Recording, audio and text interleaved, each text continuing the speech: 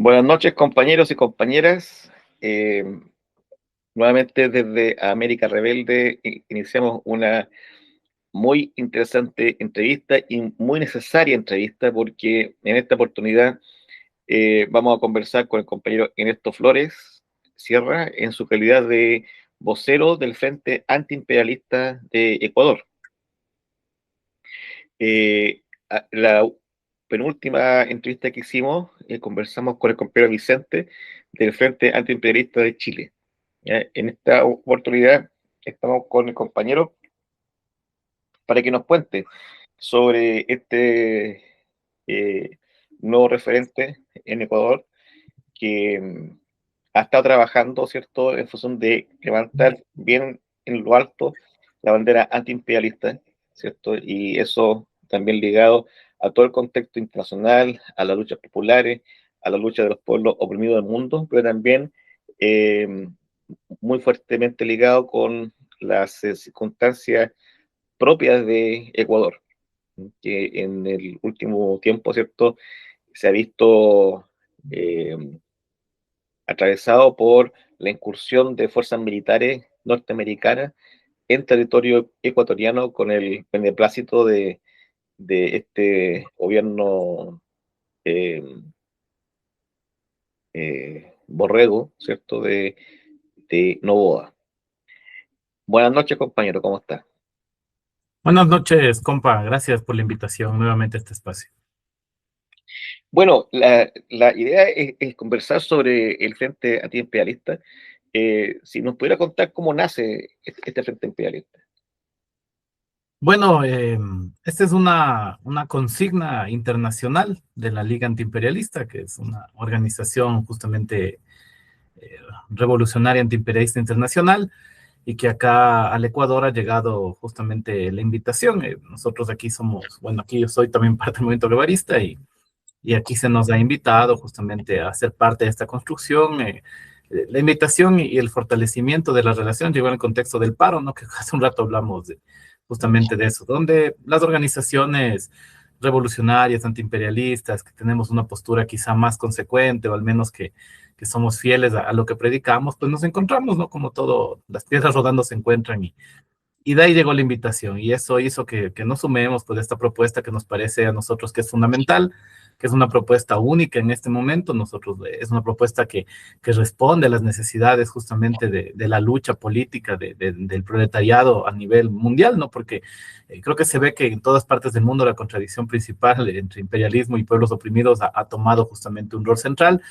Y eso nos ha llevado a nosotros, después de obviamente analizar, discutir y ser parte de una construcción colectiva, pues asumir la tarea también de construir aquí en el Ecuador con otras organizaciones políticas, populares, sindicales, revolucionarias, y en ese camino pues estamos en este momento. ¿Y cuál es la importancia, cuál es la necesidad de constituir un frente antiimperialista? Porque supongo yo que como frente, como bien lo dice el nombre, ¿cierto? Lo componen varios movimientos. Eh, ¿Por qué es necesario que exista un frente antiimperialista en el Ecuador o en otras partes? Bueno, históricamente el frente es una herramienta fundamental de la revolución, ¿no? Sin frente popular no hay revolución. Y creo que eso ha sido parte de la estrategia histórica de nuestra lucha. Y en estos momentos, como menciono, este frente tiene además esta otra necesidad, que es justamente identificar claramente que hay una contradicción muy marcada con el imperialismo y que los comunistas tenemos la tarea de posicionarnos dentro de esa dinámica de luchas de liberación nacional. Es decir, nosotros no podríamos estar exentos de eso, ¿no? Nuestra misma ideología nos enseña que cuando las luchas de liberación nacional adquieren este rol de contradicción principal, pues nosotros tenemos que ser parte de las mismas, ¿no? Brindar una orientación, generar este centro de aglutinamiento de las fuerzas. Estos son espacios obviamente amplios, ¿no? Donde no solo hay organizaciones comunistas, sino que hay, como menciono, organizaciones quizá de carácter sindical, gremial, que también sienten el peso del imperialismo, la presencia de esta fuerza que destruye la economía, que destruye la vida, que invade los territorios y que además obviamente complejiza las condiciones de trabajo de nuestra clase. Y ese espacio por eso se ha vuelto aquí como un espacio interesante porque se empieza a notar que es una necesidad, no es una cuestión que solo nace como decía Marx, de un buen reformador de la realidad, sino que sale de los hechos de la vida.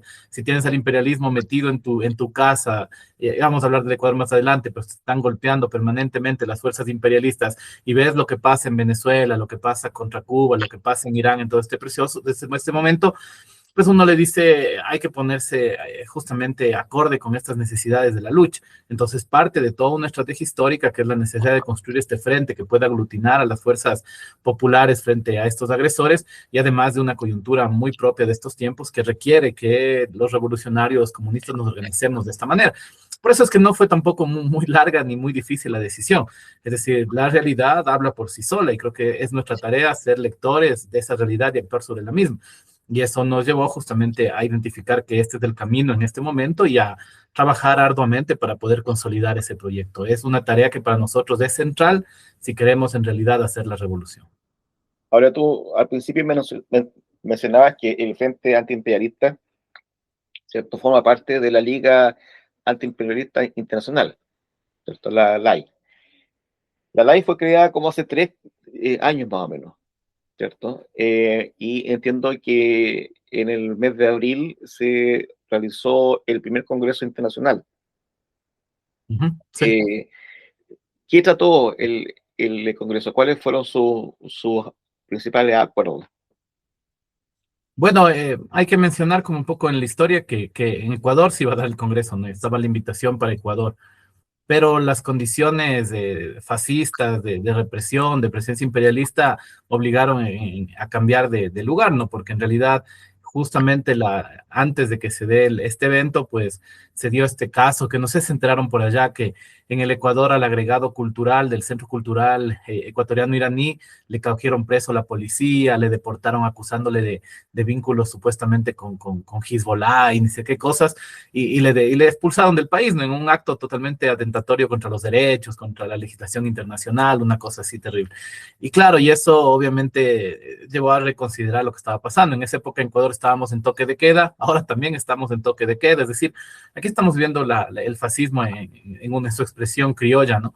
Y eso llevó a que se piense justamente que habría que, obviamente, no se puede exponer tanto a los compañeros del Ecuador como de las delegaciones internacionales a que Novoa los utilice como esto, ¿no? Como presentarlos públicamente para sus delirios de poder y finalmente que se arruine un evento tan importante. Entonces, por eso se cambió la ubicación a Colombia. Y bueno, el resultado, bueno, lamentablemente la delegación ecuatoriana ya nos costó llegar en una gran cantidad, porque además hay un problema en la frontera, porque Novoa se metió en un tema de guerrerista en la frontera, querer atentar contra Colombia, buscando generar un conflicto, me imagino, para interceder en las elecciones colombianas y también reforzar la política de seguridad, entre comillas, aquí en el Ecuador.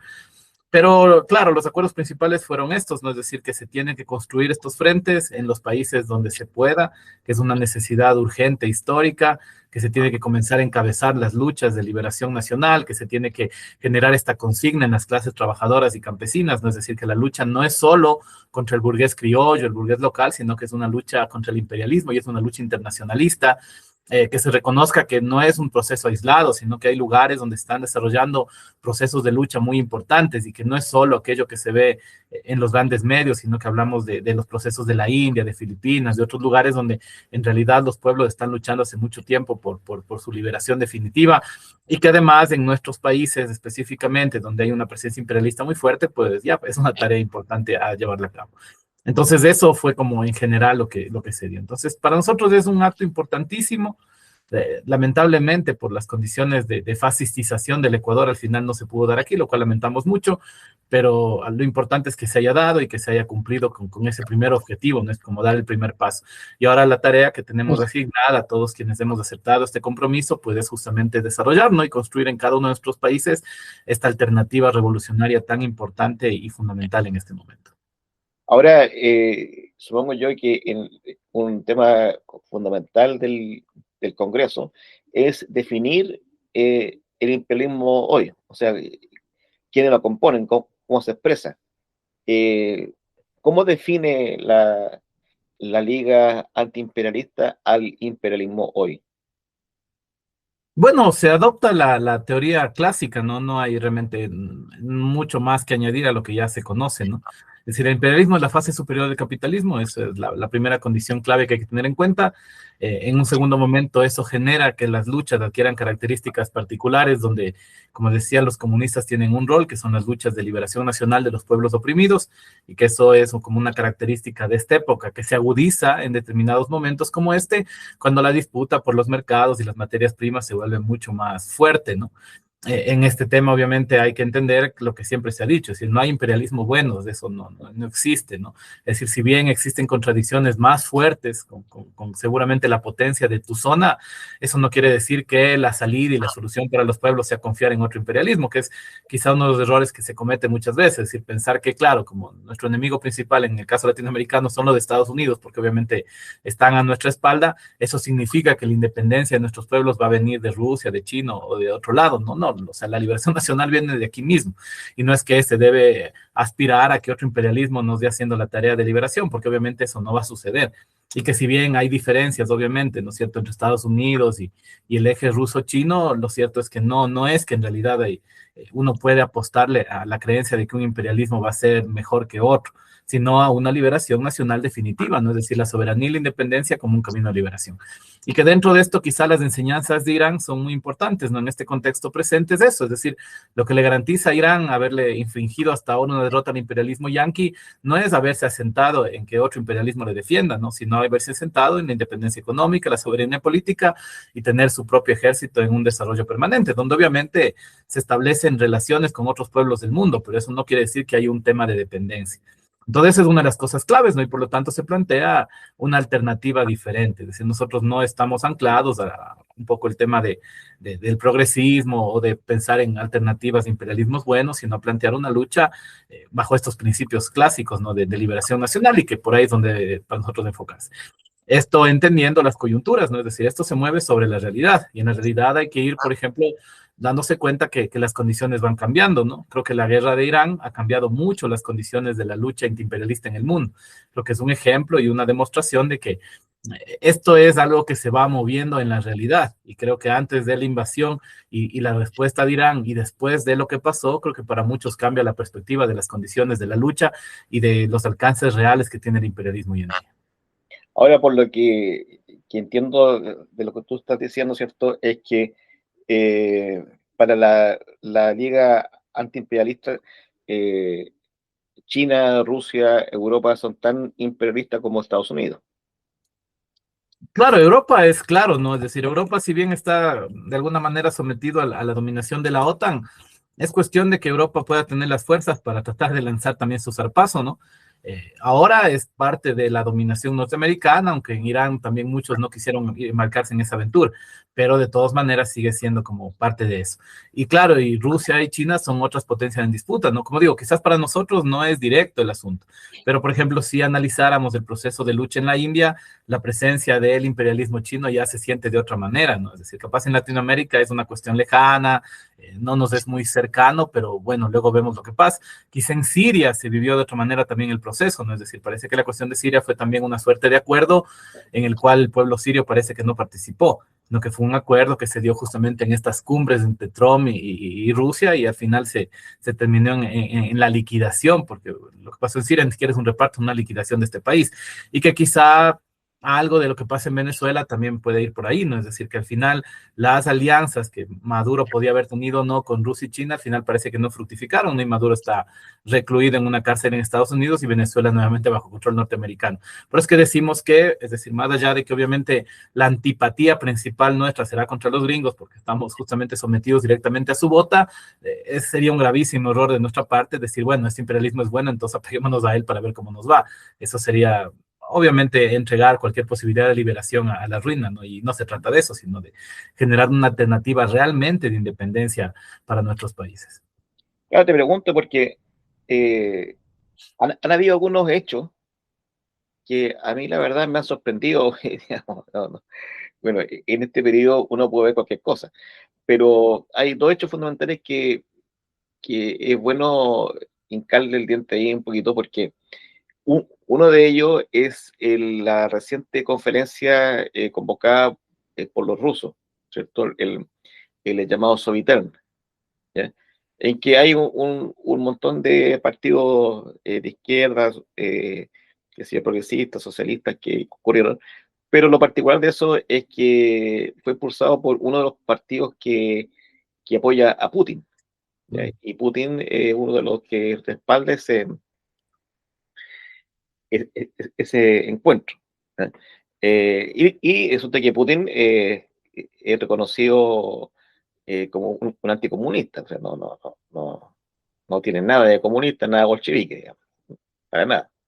Sin embargo, a pesar de que él apoya ese encuentro, eh, concurren muchos partidos que se definen como comunistas. Y el otro hecho importante también que es bueno entrar a discutir es que en una página que se llama En Defensa del Comunismo, ¿cierto? Aparece una noticia en que el Partido Comunista de la Federación Rusa, ¿cierto? Estaría haciendo tratativas con el Partido Rusia Unida, que es de Putin, para unificarse, ¿eh? Cosa que yo encuentro que es increíble, o sea, rompe todos los esquemas de la teoría política, ¿cierto? Un Mm. partido que se define heredero del PECUS con un partido anticomunista, ¿eh? Eh, y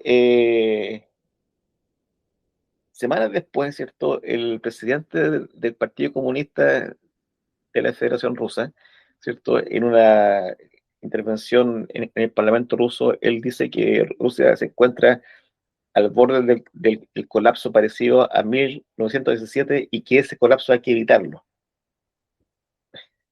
Entonces, eh, digamos, cualquier comunista estaría feliz con que se aproximara ese colapso, porque es un periodo pre-revolucionario o revolucionario, ¿ya? Pero en caso de este sujeto no. Eh, entonces me imagino que esos elementos influyen en cómo definir las cosas. Que, Claro, desde luego, ¿no? O sea, esto de soviente, ¿no? Como le llamen, es, dime con quién andas y te diré quién eres, ¿no? O sea, no creo que hay mucho donde perderse en este caso. Yo justamente estaba viendo en las redes de esta gente que está participando de este evento y salían unos jóvenes peronistas que yo, bueno, decían que la Unión Soviética es el ejemplo de la participación del Estado en la sociedad, ¿no? Y eso era para mí, obviamente, no solo una distorsión mentirosa de la realidad, sino algo más que me ofende como comunista, ¿no? Sabemos perfectamente que la revolución soviética se inició por la destrucción del Estado de los zares, ¿no? No es que fue un Estado benefactor de la sociedad, como lo hacían ver ellos, eso era una atrocidad lo que decían.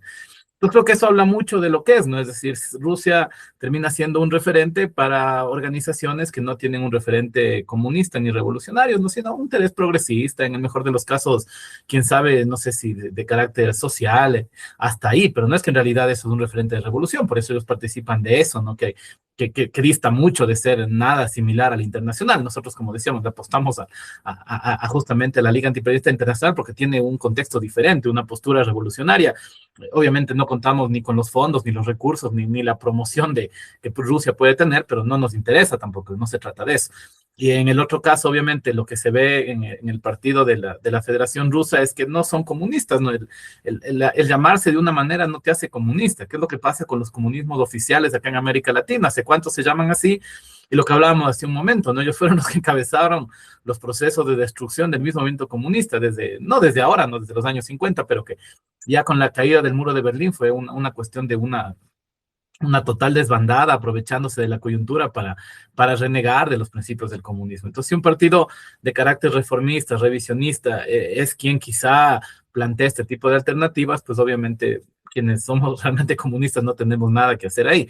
Entonces yo creo que hay que hacer una gran diferencia y estos procesos que vendrían a ser en el mejor de los casos una internacional progresista, si es que acaso va por ahí, ¿no? Porque ni siquiera estoy seguro que alcance a hacer eso, no es algo que a nosotros nos debería ser nuestro norte, nuestra referencia, ¿no? Nosotros estamos luchando por la revolución, no por acomodar un Estado a los intereses de cierta facción de la burguesía y que esa facción de la burguesía asociado a cierto imperialismo tenga una forma más social que los actuales gobiernos fascistas, ¿no? O sea, no se trata de eso. Y en el camino nosotros pelearemos con el uno y con el otro, como se ha dado, ¿no? Es decir, no es que para nosotros el progresismo es una alternativa. Cuando sean progresistas, igual nos toca a nosotros pelear por los derechos de los trabajadores. No es que esto va a transformarse, ¿no? Habrá quizá una suavización, se habrán más suaves las contradicciones, quizá, pero eso no quiere decir que se hayan acabado. Entonces creo que hay que diferenciar mucho eso. Por eso yo, obviamente, a las personas que nos consultan sobre este tema, les planteamos, es decir, hay una alternativa internacional. Hemos estado hablando de esto hace años los comunistas, que necesitamos un internacional, pero tiene que ser nuestra internacional, pues no puede ser una internacional de un partido burgués que incluso muchas veces se ha definido como anticomunista, ¿no? Es decir, sería un suicidio político hacer una cosa así y además aniquilar la posibilidad de revolución para los pueblos. Creo que esas son las alternativas. Las diferencias están claras, están marcadas y bueno, cada quien tiene que apostarle a lo que su ideología le dice. Y si eres comunista, pues bueno, debería estar en un proceso como el nuestro, porque si no, no le estás apostando a la revolución. Y eso hay que tenerlo claro, ¿no? Más allá de que puede ser medio hasta folclórico este evento, pero no pasa de ser eso. Claro, porque hay también algo que está reapareciendo con, cada vez con más claridad, que es el tema de la lucha ideológica a nivel internacional, porque por ejemplo, hace 10 años atrás más o menos, se creó la Internacional Progresista, como si fuera, digamos, algo distinto a la Internacional Socialista o la Internacional Socialdemócrata, cuando prácticamente los componentes que forman la Internacional Progresista son los mismos que forman parte de la Internacional Socialista. Eh, Posteriormente, hace 3 años atrás, más o menos, lo que era la corriente marxista internacional, trotskista, ¿cierto? Se cambia de nombre y pasa a ser la Internacional Comunista Revolucionaria, concepto que no es propio del trotskismo, ¿cierto? Y ahora viene esta Sovinterna, ¿cierto? Entonces, hay como un proceso de reacomodo, de vestirse con ropaje ajeno, asumir ciertos lenguajes, ciertas simbologías, ¿cierto? Que permita hacer referencia al pasado, digamos, eh, heroico, ¿cierto? Sin ser parte de ese pasado, ¿cierto? Y todo eso, al final de cuentas, lleva a la confusión ideológica, ¿cierto? Y a discursos bastante oportunistas, porque aparece lo que tú bien dices, ¿cierto? Del imperialismo nuevo, bueno, las simpatías con Rusia, con China, con Europa, como alternativa a, a los gringos. Eh, ¿cómo, ¿Cómo actúa la Liga Antiimperialista en torno a ese elemento ideológico y a esa necesaria lucha ideológica? Bueno, este es un frente, ¿no? Entonces, obviamente, en el frente siempre es un espacio más amplio que un partido, eso hay que tenerlo claro.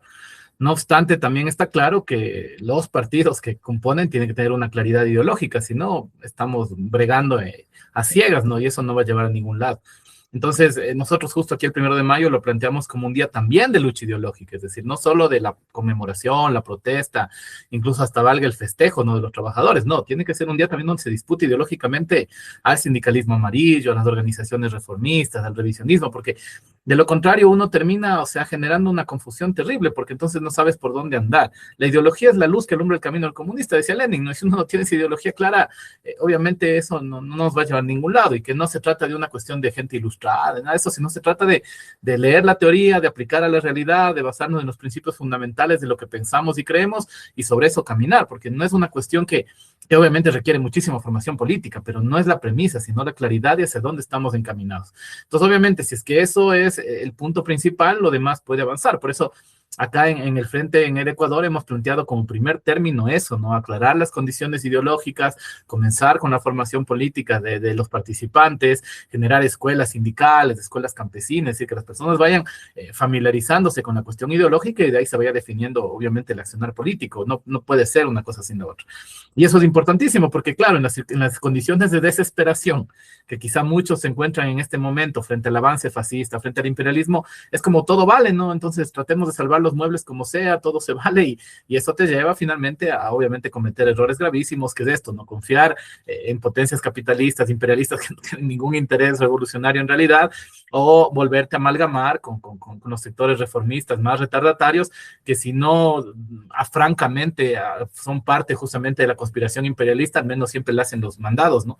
Y creo que eso es algo importante. Nosotros hemos luchado mucho, es decir, para generar una propuesta que no sea la propuesta progresista, pues no, que es además la que nos sirve a todos para criminalizarnos por igual, ¿no es cierto? Por los mismos errores del progresismo en sus propios procesos, y no vamos nuevamente en la desesperación a tratar ahí de pescar a río revuelto y hacer cualquier cosa. Entonces creo que es sumamente importante por eso que exista esta cuestión de la discusión y el debate ideológico en primer término. Si no hay una lucha ideológica, si no hay una adecuada comprensión de la realidad, las acciones que desarrollemos van a ser un desastre, ¿no? Y creo que ya la experiencia de nuestro continente está harta de estos desastres, de quienes, mal utilizando los símbolos comunistas, han llevado al desastre a las organizaciones, ¿no? Porque el comunismo no es un membrete, no son unas siglas, el comunismo es una acción. Y esa acción, como siempre hemos dicho, en primer término implica uno hacer lo que uno está diciendo que el proletariado tiene que hacer, ¿no? Y aquí siempre ha sido al revés, es decir, el discurso aleccionador en el meeting y luego nos vamos a esconder nosotros detrás, ¿no? Y eso obviamente, bueno, ya sabemos cómo ha terminado, así que bueno, hay que cambiar eso, es fundamental. Ahora bien, eh, bajando al continente latinoamericano, eh, ustedes como Frente Antiimperialista o como Liga Antiimperialista, ¿cómo ven la injerencia o la ofensiva imperialista en América Latina? Porque han habido varios hechos, ¿cierto? Que no es que recién eh, el, los gringos, ¿cierto?, hayan desembarcado, han estado siempre, ¿ya? Mm. Pero los hechos que han ocurrido, ¿cierto?, son más ofensivos, ¿cierto?, es una vuelta a la intervención más directa y más descarada, digamos. Eh, Está el hecho, ¿cierto?, de Venezuela, el secuestro de Maduro, la invasión, la incursión militar en Ecuador, la incursión militar en Paraguay.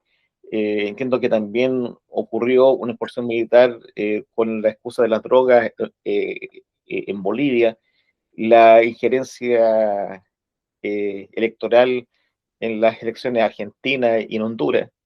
Eh, entonces, ¿cómo ven ustedes esa, digamos, esa injerencia o esta nueva etapa de injerencismo gringo?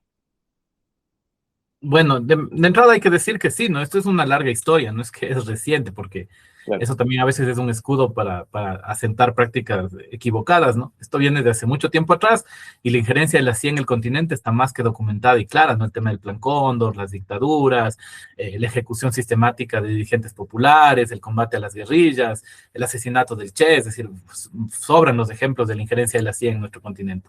La infiltración de las mismas organizaciones supuestamente comunistas y revolucionarias, ¿no? Es decir, eso hay mucho. Y claro, luego de un tiempo viene como una época en la cual empieza otro tipo de injerencia, más de tipo político, cultural, que siempre se ha mantenido, ¿no? Es decir, siempre han tenido ellos sus partidos, sus dirigentes políticos y han estado accionando. Y ahora con Trump, que obviamente Trump es ya la decadencia del imperio, pues es nuevamente esta injerencia directa, estilo doctrina Monroe, ¿no? Es decir, de asentar el patio trasero al servicio de los yanquis.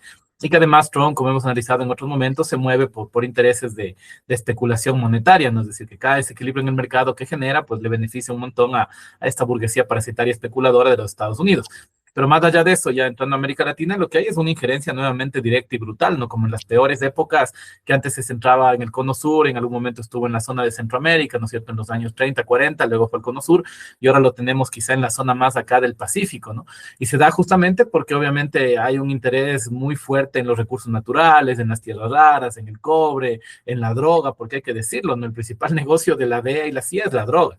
Es decir, ellos no es que quieren controlar la droga, no quieren controlar para negociar ellos con la droga, porque eso sigue siendo una fuente de ingresos para venderla ahora a Europa, ¿no? Porque en Estados Unidos está mal el negocio, pero de eso no ha dejado de ser así. Entonces, claro, a raíz de que empiezan a llegar estos títeres, que también lo hemos hablado, ¿no? Es decir, todos ellos fueron parte justamente de esta vieja injerencia más ideológica, ¿no?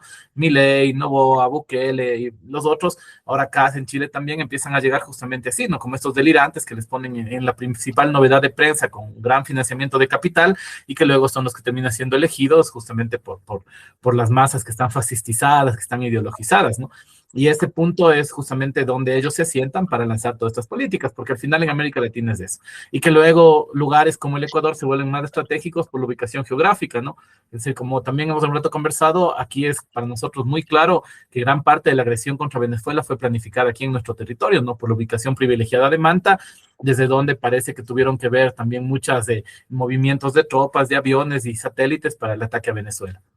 Ahora la agresión que está sufriendo Colombia permanentemente, igual está orquestada aquí, ¿no? Aquí están metidos los gringos, bombardeando lanchas de pescadores, bombardeando haciendas ganaderas de gente que vive en la frontera y al mismo tiempo haciendo injerencia en las elecciones colombianas, ¿no? Como parece que el candidato progresista lleva la delantera y no va a permitir que los paracos vuelvan al poder en Colombia, según se ve, porque habrá que ver qué pasa al final, esa injerencia se ha vuelto permanente, ¿no? Entonces la presencia aquí del FBI, de la CIA, supuestamente de la DEA, controlando el narcotráfico y al final lo que significa es esto, ¿no? Una agresión permanente para tratar de incidir en las elecciones colombianas.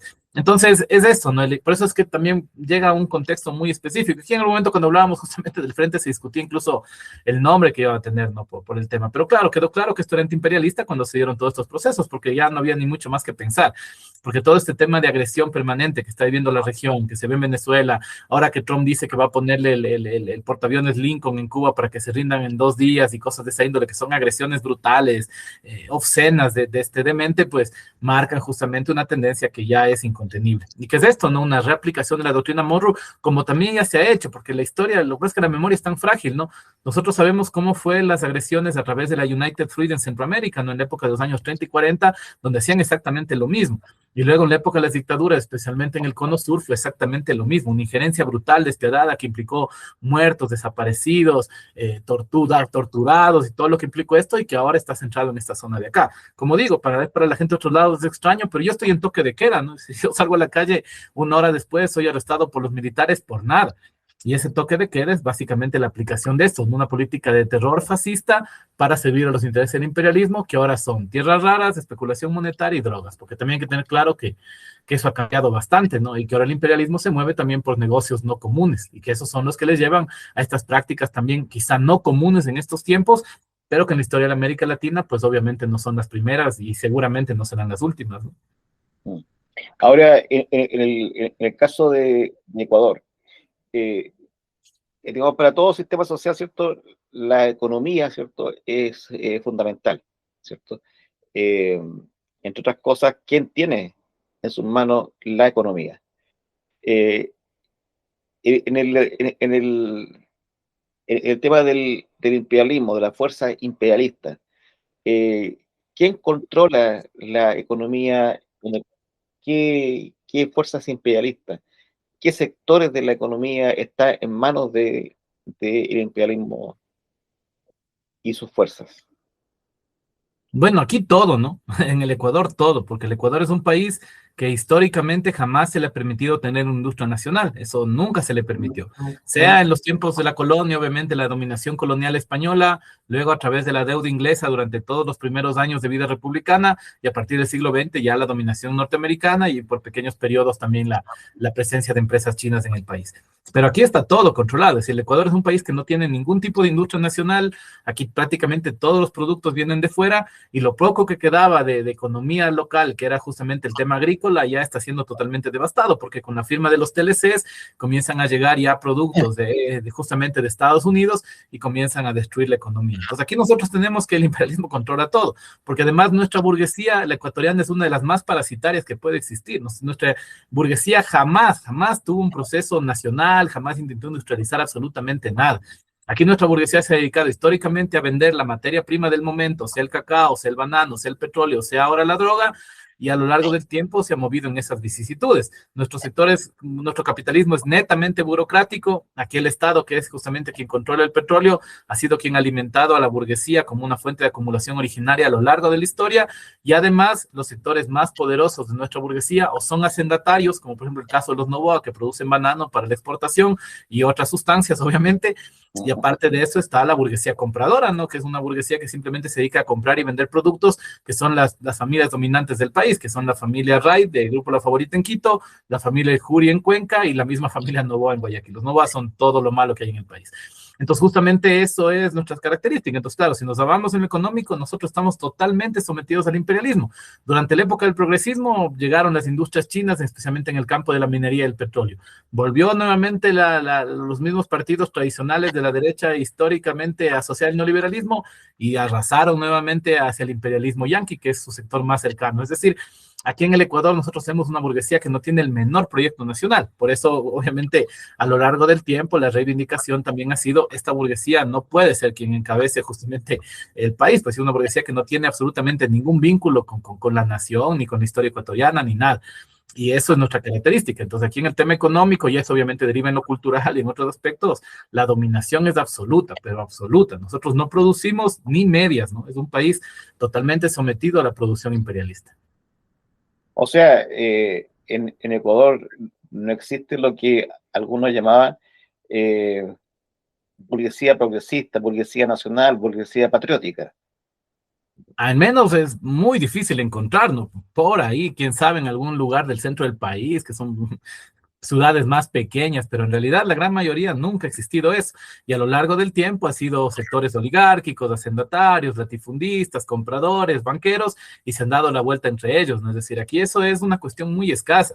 Nosotros a veces cuando hemos tratado de caracterizar, hemos pensado que a veces hay sectores de la pequeña burguesía que son quienes algo tienen de proyectos productivos muy pequeños, muy así como bastante difusos, y que ellos obviamente son las primeras víctimas del imperialismo, ¿no? Cuando llegan los tratados de libre comercio, lo que barren son estos pequeños sectores de producción. Entonces digo, capaz en las ciudades del centro del país, que son ciudades más pequeñas, podamos encontrar algún brote muy pequeño de burguesía nacional, pero en realidad prácticamente eso aquí nunca ha existido.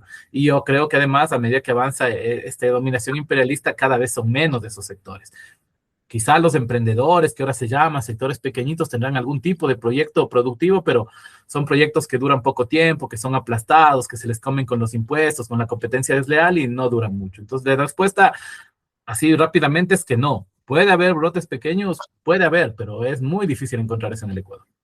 Ahora, al no existir una burguesía nacional, una burguesía progresista o patriótica, digamos, ¿qué contenido, cómo se define y se expresa la lucha antiimperialista en Ecuador, ligando esa lucha antiimperialista a una lucha revolucionaria? Yo Porque creo que ya eso, hay un sector que no se puede incluir dentro de esa pelea. sí, yo creo que aquí nosotros, por eso, como somos cercanos también al Perú, por historia y todo, la teoría de Mariátegui para nosotros es clara, ¿no? O sea, la burguesía aquí hace mucho tiempo perdió toda base y capacidad de enfrentarse al imperialismo, por lo tanto son los demás sectores del pueblo tienes que enfrentar. Entonces, en este caso tienes al campesinado, tienes a los obreros y tienes quizá pequeños sectores de la pequeña burguesía, y esas son las clases que enfrentan al imperialismo. Entonces, aquí por eso para nosotros, al menos en el caso ecuatoriano, lo estratégico es la unión obrero-campesina. Eso para nosotros ha sido desde el comienzo de este proceso del frente claro, ¿no? Es decir, eso es lo que se tiene que trabajar mucho, porque además en el Ecuador hay una distorsión justamente de esta cuestión del campesinado, ¿no? Es decir, aquí a lo largo del tiempo, las corrientes postmodernas y de tales han sembrado mucho más el elemento étnico-cultural que el clasista en el campo, ¿no? Entonces, de repente se referencia más por el tema justamente de lo étnico que por lo campesino, que es una cuestión económica. Y ahí es donde hay una lucha ideológica importante que dar. pero para nosotros queda claro que es así. Es decir, lo principal es la Alianza Obrero-Campesina y obviamente sectores democráticos, patrióticos, de la pequeña burguesía y de los sectores ilustrados, obviamente seguramente van a participar, pero eso será muy, muy, muy particular. Además, en el Ecuador, también para que se conozca un poco hacia afuera, ¿no? La pequeña burguesía tiende a ser mucho del sector intelectual ilustrado, porque aquí una forma que tuvieron ciertos sectores de mejorar sus condiciones de vida fue a través de la educación universitaria, ¿no? Entonces, muchos sectores, claro, de origen obrero, entraron a la universidad, tuvieron profesión y ascendieron un poco en su nivel de vida. Y eso es más o menos un poco la pequeña burguesía, un poco para caracterizarla de esa manera. No es productiva, sino que es más bien del ámbito académico, abogados, médicos, psicólogos, qué sé yo. Y esos sectores, obviamente, hay una gran cantidad de personas democráticas, patrióticas, que en este proceso tienen que jugar un papel. Y como te decía, esos pequeños sectores productivos, que no creo que lleguen a ser burguesía propiamente, pero que tienen justamente un potencial de desarrollo industrial, seguramente son quienes primero deben darse cuenta que el enemigo es el imperialismo. Paradójicamente, son sectores que ideológicamente están muy contaminados por las ideas fascistas liberales, ¿no? Porque hablan justamente este tema del emprendimiento y de tales. Pero ahí es donde hay una batalla lógica que dar. Es decir, ellos pretenden que el supuesto socialismo es quien les va a destruir sus empresas y quien se les come siempre son estos liberales, ¿no? Que son los que les acaban de destruir. Entonces ahí hay un tema ideológico, pero un poco la configuración va así, que como digo, tampoco es nuevo, ¿no? Mariátegui ya en algún momento había planteado que en las condiciones semifeudales y semicoloniales de nuestra zona, de esta zona norte de Sudamérica, pues es muy particular esta característica de la burguesía. Ahora, para un sector del pueblo y en especial para los pueblos originarios, el tema del anticolonialismo y el antineocolonialismo es, es fuerte, es parte de su identidad de lucha, ¿cierto? Y de su movimiento. ¿Cómo se junta la concepción antiimperialista con la concepción anticolonialista y antineocolonialista? Claro, aquí eso es algo que casi surge por naturaleza, como se dice, ¿no? Porque en realidad la condición de opresión históricamente ha pesado más justamente sobre las comunidades campesinas, que en su gran mayoría pertenecen justamente o al pueblo indígena, al pueblo montubio, al pueblo cholo, que son como las configuraciones un poco histórico-culturales de estos pueblos y naciones. Entonces, claro, cuando logras, por ahí hay un debate ideológico fuerte, ¿no? Porque también muchos de estos sectores están fuertemente influidos por las fundaciones, por la ideología posmoderna, que como digo, posiciona lo étnico antes que lo clasista. Y ahí es donde se da una batalla importante. Nosotros tenemos una batalla larguísima que dar en ese terreno. Obviamente en la zona donde tenemos nosotros influencia, donde tenemos nosotros justamente la posibilidad de generar cierta orientación política, asentamos mucho el componente clasista, ¿no? Es decir, aquí no todas las personas que pertenecen a pueblos indígenas son campesinos pobres o proletarios, ¿no? Hay muchos sectores campesinos indígenas que son burguesía, muchos sectores campesinos indígenas que están ligados directamente al fascismo, al imperialismo, y que eso se ha venido evidenciando en la práctica justamente del electoralismo burgués, ¿no? Donde muchas personas de pueblo y nacionalidades llegan a la asamblea o cargos de elección popular y terminan traicionando los intereses de sus pueblos, ¿no? Eso ha sido claro. Entonces ahí se da una batalla ideológica fuerte para asentar en primer término la condición de clase, ¿no? Eres campesino pobre y desde ahí el vínculo está mucho más cercano con el obrero de la ciudad que capaz con otro campesino rico, ¿no? Que a veces es el mismo que explota a los campesinos pobres, el mismo nuevo hacendado. Entonces hay una disputa fuerte. Nosotros obviamente no negamos el factor cultural es fundamental. En el pueblo indígena la comuna ha sido un sostenimiento de larga duración, donde además se asientan las bases de lo que nosotros pensamos que va a ser la sociedad del porvenir, ¿no? Porque hay prácticas comunitarias, hay prácticas de producción común, hay prácticas asentadas en esas visiones de mundo, pero nosotros no somos etnicistas, nosotros creemos que eso tiene que obviamente ser parte de una constitución de una sociedad del porvenir. Y eso tiene que estar marcado por primero una conciencia de clase. Entonces hay una batalla importante que se está dando y que ya la venimos dando y que ya en el paro de 2025 ya fue algo que se empezó a posicionar, ¿no? Esta es una lucha obrero-campesina contra el imperialismo. Y desde ahí quizás se debe comenzar a reconfigurar las nociones que tenemos, porque si no pasa lo que pasó también en ese paro, ¿no? Que de repente el dirigente indígena de la principal confederación fue quien terminó vendiendo el paro a espaldas de todo el mundo. ¿A costa de qué? De que supuestamente pertenece a un pueblo y nacionalidad, cuando su acción y su pensamiento está totalmente anclado a los intereses del fascismo, ¿no? Entonces, ahí hay un tema claramente complicado. Ahora me imagino que en todo ese cuadro de lucha ideológica al interior de los movimientos indígenas, qué sé yo, y campesinos, debe costar introducir la concepción antiimperialista. En realidad no tanto como se pensaría. Hay toda una tradición asociada justamente a esta visión etnicista, ¿no? Es cierto, hay lugares donde eso es muy fuerte, donde hay mucho tema de pachamamismo, que le llamamos a veces por acá, que es este tema de unas visiones idealistas por ahí, pero en realidad cuando uno llega a los sectores justamente de base, no necesariamente a las direcciones, ¿no? Sino a las comunidades campesinas que están sometidas a la minería, a la hacienda y cuestiones así, en realidad el trabajo no es tan complicado. Toda lucha ideológica es complicada porque uno está del lado justamente de quienes estamos contra la opresión. Entonces, siempre por diferentes formas, a través de las ONGs o a través de formas así, te llega este ideario, pero ya cuando llegas a las comunidades de base no tenemos ningún problema. Es decir, la realidad no admite mucha réplica, ¿no? Entonces, cuando la realidad es clara, las propuestas políticas son como serias y además asociadas a una reflexión sobre los mismos hechos cotidianos, en realidad no ha sido tan complejo. Pero obviamente tenemos un enemigo que tiene muchas cabezas, ¿no? Y esas cabezas te atacan por todos lados. Pero bueno, de eso se trata, ¿no? Cuando ya se rompe ese primer como esa primera como ventana ideológica que hay que romper, entonces ya se comienza a ver otras posibilidades y otros niveles de organización. En realidad es un trabajo de larga duración que requiere mucha constancia, mucha presencia de la ideología y de la lucha ideológica en las zonas rurales, pero que eso anda, ¿no? Cuando comienza a caminar, anda por sí solo.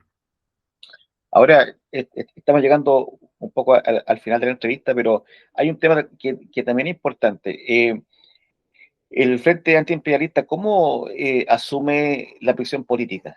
Porque en el caso del movimiento guivarista, están presos sus compañeros, Gabriela Gallardo, Omar Campoverde, el compañero Calguachi. Eh, ¿Cómo asumen el Frente Antiimperialista esa presión política y cómo asumen los presos políticos la creación del Frente Antiimperialista? Bueno, como un poco también, sí, desde la última vez capaz hablamos de este tema, las circunstancias están complicadas, ¿no? En realidad, tanto Omar como Gabriela como Carlos están incomunicados ya hace varios meses, ni siquiera pueden hablar con sus abogados para que un poco se sepa también fuera cómo se trata a los presos políticos en el Ecuador, ¿no? Violando todas las leyes vigentes en el país, están en aislamiento, no tienen visita de los abogados, no tienen ningún tipo de garantía jurídica, es decir, es una cuestión terrible. Se dio una apelación de nuestro caso, ¿sí? Fue una apelación donde por ejemplo, de las personas que estábamos ya con primer veredicto de inocencia, Fiscalía ni siquiera apeló, porque ya es una locura seguir en ese caso, es un proceso que está totalmente caído, que no tiene nada, y que al hacer eso, bueno, debería finalmente declararse nulo el proceso y liberarse a todos los compañeros, pero bueno, estamos en un estado fascista, así que habrá que ver al final qué pasa. Y dentro de eso, lo que yo conversaba con algunos compas recientemente es que con Omar, cuando estábamos justamente presos ambos en la misma celda, hablábamos de esto, ¿no? Y decíamos, después de lo que nos pasó, nosotros tenemos que conversar con organizaciones revolucionarias, porque eso es una necesidad. Y cuando hacíamos un mapeo de la realidad en la cárcel, imagínate, tienes mucho tiempo, justamente identificábamos las organizaciones con que ahora estamos trabajando en el frente, ¿no? Es decir, eso era algo que ya nació justamente de una reflexión dentro de las celdas, ¿no? Y que por lo tanto, más allá de que obviamente ellos están presos, no pueden ser parte de las decisiones, eso se asume como algo global, ¿no? Y los compañeros de Frente Antiimperialista también asumen a los presos como sus presos, ¿no? Es decir, no es que es una cosa que los presos están por allá, no, más bien lo contrario. En las condiciones, recientemente hubo un evento de gente solidaria que hicieron justamente por Gabriel aquí en la ciudad de Quito y llegaron todos los compañeros, ¿no? De los sindicatos, de las organizaciones a dar su colaboración para el evento, que eso habla de que eso es una cuestión común. Entonces yo creo que esa solidaridad sobre el tema de los presos es algo que está dentro del frente, que es parte de, que este 1 de mayo se lo gritó, las consignas en las calles, es decir, es parte de lo que obviamente nos atraviesa a todos y cuando hay un espacio más amplio, pues todos nos sentimos parte de lo mismo. Y como digo, dentro de lo que se podía conversar es de eso. Ahora, en este momento, con los camaradas, con los compas, no se puede hablar, pues no es una cuestión de cómo funciona la ilegalidad. Pero ya llegará el momento en que ellos, ojalá sea pronto y que esta apelación por fin haga entrar en razón a los jueces y se logre la libertad y puedan conversar afuera y obviamente se hablará y se sumarán muchos sus aportes para seguir construyendo este proceso. Entonces, más bien un poco por ahí, porque la circunstancia de ellos está ahorita bien complicada, ¿no? Y eso no ha mejorado, no tiene visos de mejorar, incluso parece que va a empeorar, porque recién aprobaron una ley en la Asamblea en la cual el Estado puede decidir esto, ¿no? Encarcelar a la gente, tenerles aislamiento, que no reciban a los abogados o que los policías estén mientras los abogados hablan con los detenidos, es una cosa terrible de locos fascista, pero un poco estamos así en el Ecuador, ¿no? Entonces, bueno, que se sepa también que la situación de los tres compas está empeorando, sigue siendo grave, Gabriela no tiene atención médica, la familia no puede verle, los abogados no pueden visitarle, Y aún así tuvimos que pasar una apelación sin que ni siquiera estén presos los compañeros, para que, bueno, se sepa en otros lados que la justicia ecuatoriana funciona de esa manera. ¿Cómo está la salud de Gabriela? Mal, porque Gabriela no está recibiendo medicación, ¿no? Y además tampoco es que está recibiendo una atención que permita ver si el tumor ha crecido, si el tumor no ha crecido, si está estable, si no sabemos nada. Porque como comprenderán, esos exámenes son complejos, no son tomografías, son temas de escaneo cerebral, qué sé yo, y en las condiciones penitenciarias donde los presos no les dan ni qué comer, pues bueno, es una cosa así. Está trasladada en una cárcel muy lejos de Quito, lejos de su familia, no tiene ninguna visita de nadie, apenas creo que una organización de derechos humanos pudo ingresar ya después de tanto hacer problema para ver cómo estaba y ver que esté viva por lo menos, ¿no? Pero en realidad la cuestión está grave. Es decir, esa es una enfermedad que noche a la mañana puede el tumor comenzar a crecer y nuestra compa estará muerta en cuestión de poco tiempo, ¿no? Entonces en realidad es una aniquilación, ¿no? Como sucede con los presos en el mundo, ¿no? Como tenemos un poco la experiencia, los presos políticos son el objetivo del Estado es aniquilarles y torturarles en las cárceles, ¿no? Y eso está pasando. Entonces en realidad la situación de salud de ella es así, es una incertidumbre total, seguramente está empeorando. Lo que se sabe es que esos tumores reaccionan mucho al estrés y en las circunstancias de una prisión, de aislamiento, de estar en esas condiciones, obviamente eso es una bomba de tiempo que si ya no ha estallado, cualquier momento puede estallar. Una última pregunta, compañero. Ya terminada el Congreso de la Liga, ya conformado el Frente Antiimperialista, ya emitidas las, las resoluciones, los acuerdos, ¿cuáles son los siguientes pasos?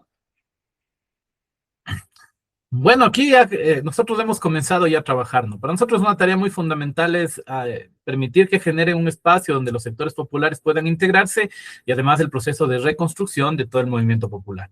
Nosotros hemos comenzado especialmente en las ciudades con la reconstrucción del movimiento sindical. Justamente el 1 de mayo fue un primer intento justamente de movilizar a diferentes federaciones que no están ancladas en el sindicalismo tradicional, amarillo, negociador, sino que tienen una perspectiva diferente y se ha comenzado a trabajar. Entonces, para nosotros está eso, ¿no? La fusión de organizaciones sindicales en una nueva confederación.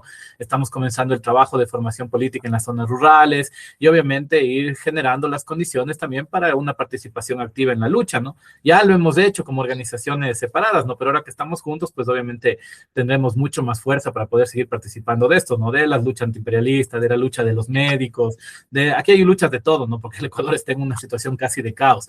La lucha justamente de los servidores municipales, la lucha de los trabajadores de los medios de transporte, aquí hay mil tareas por hacer y hemos comenzado a coordinar las acciones para que esas luchas no sean solo activismo, sino que vayan de la mano de la reconstrucción o de la reconformación de organizaciones campesinas, sindicales, de barrios, de jóvenes, de mujeres, para ir dándole una nueva cara al movimiento popular, centrada en este momento, obviamente, en la lucha antiimperialista. Y esa tarea la estamos desarrollando, ¿no? Porque es una tarea que además la veníamos haciendo, pero ahora, como siempre se dice, ¿no? Como un puño se golpea más fuerte, así que ahora que estamos en comunión, que estamos coordinando, pues la tarea nos ha ido bastante bien. Y el 1 de mayo fue un primer paso que logramos dar con todas las dificultades que conlleva pararse frente al sindicalismo tradicional amarillo, pero bueno, lo logramos hacer en Quito y en otras ciudades del país y bueno, por ahora estamos bastante como motivados por lo que pudimos lograr y ojalá el cielo es el límite, ¿no? Cuando estamos organizados, así que estamos apostándole a eso.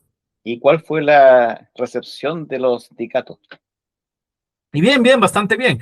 O sea, por el lado del sindicalismo tradicional no les gustó para nada, ¿no? Porque cuando hay una alternativa, obviamente no les agrada, porque están acostumbrados a ellos ser los que se posicionan siempre en las tarimas y son los que luego van a negociar con quien le toca. Pero para las bases, para las organizaciones fue una alegría, porque esas pequeñas victorias son las que te dan esa motivación necesaria para seguir. Entonces, para las organizaciones con quienes trabajamos, para los sindicatos, las federaciones, pues fue una gran alegría haberlo podido hacer, habernos animado a hacerlo, porque en realidad aquí es complicado animarse. O sea, hay mucha gente que está descontenta con los sindicatos, pero el rato del desfile prácticamente va y se pone en última fila para estar incluidos. Irse por nuestro lado, hacer nuestra propia forma de entender la lucha, pues es muy difícil, pero no salió bien. Y la gente está motivada, los compañeros también saben que de eso se trata, ¿no? De atreverse a dar el primer paso. Y estamos seguros que que en los próximos años y meses tendremos una fuerza que cada vez va a ser más consolidada, más fuerte, más notoria.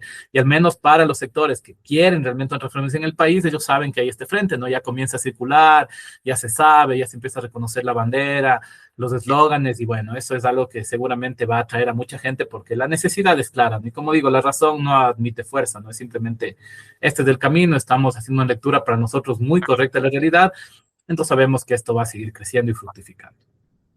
O sea, deben haber varios amarillos que después del 1 de mayo no pudieron dormir. Deben estar con insomnio. Claro, porque sí, pues ya ven que hay otros que no están siguiendo la Claro. línea que ellos trazan hacia el despeñadero y eso obviamente no les gusta ni un poquito, ¿no? Y por ahí están hablando, sintiéndose ofendidos porque ya aquí no nos van a poner en su rebaño nuevamente nunca más. Me alegro mucho, compañero. Yo he estado viendo las publicaciones que han subido ustedes del Frente Antiimperialista con la actividad en Ecuador y también con la conferencia que hubo, la conferencia internacional. Y la verdad es que estoy muy contento por lo que han subido, ¿cierto? Se ve un trabajo bastante interesante, bastante bueno, y también las conclusiones bastante profundas, necesarias, en un momento en que bueno, eh, la ofensiva imperialista está totalmente desatada y también en conjunto con ellos las líneas oportunistas también están bastante eh, a la ofensiva. Entonces, la aparición del Frente Antiimperialista y también de la Liga es de suma importancia porque es un muro que se pone, ¿cierto?, un freno a, a tanta cosa rara que ha aparecido, ¿cierto?, con tanto discurso confuso en forma intencionada. Así que muy contento por lo que están haciendo y espero que sigan avanzando como lo han estado haciendo hasta ahora. Y nuevamente estar a su disposición para lo que ustedes necesitan, ¿cierto? Y aportar en toda la difusión que se requiera y llamar también a los que vean esta entrevista a incorporarse al Frente Antiimperialista, a difundir las conclusiones de la Liga Internacional eh, Antiimperialista y a levantar con fuerza esa bandera. Chévere, compa, gracias por el espacio y siempre aquí estaremos cuando se requiera. Un abrazo grande.